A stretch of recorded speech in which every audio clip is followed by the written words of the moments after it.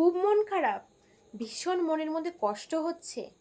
আচ্ছা, তোমার কি মাথার উপরে ছাদ আছে? গায়ে দেওয়ার মতো সুন্দর জামা আছে?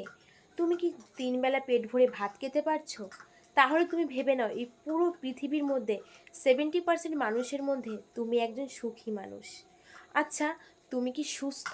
তোমার শারীরিক দিকে কোনো অসুস্থতা নেই? তাহলে তুমি ভেবে নাও, লক্ষ লক্ষ মানুষের মধ্যে তুমি একজন অন্যতম সুখী মানুষ। আচ্ছা, তোমার কি যখন ইচ্ছা যা খুশি কিনতে পারছো? নিজের ইচ্ছার মতো যেখানে খুশি যেতে পারছো? তাহলে তুমি ভেবে নাও, তুমি 30% মানুষের মধ্যে একজন লাকি পারসন, যে কিনা নিজের ইচ্ছা মতো সব কিছু করতে পারছে। আমাদের এই পৃথিবীতে অনেক মানুষ আছে যাদের এই 3টে দিক থেকে তারা পুরো বঞ্চিত। তুমি তো তাদের মধ্যে পড়ছো না। তাহলে কিসের এত মন খারাপ তোমার?